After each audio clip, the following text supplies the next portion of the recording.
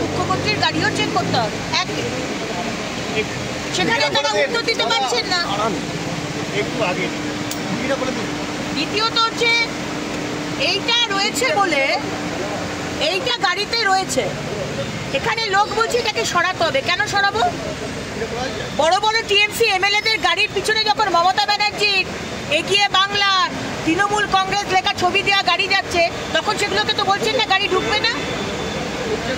এইটা থাকলে অসুবিধা হচ্ছে, কোনো গাড়ি আগে যাবে না। এইটা যদি থাকে, বলা হচ্ছে এটাকে সরাতে। কেন কেন সরানো হবে? কেন সরানো হবে? টিএমসির গাড়ির এমএলএদের পিছনে বড় বড় করে ছবি থাকবে মমতা ব্যানার্জির আর টিএমসি, আর আমাদের একটা পদ্ম ফুলের ছবি থাকলে সেটাকে হাঁটাতে হবে।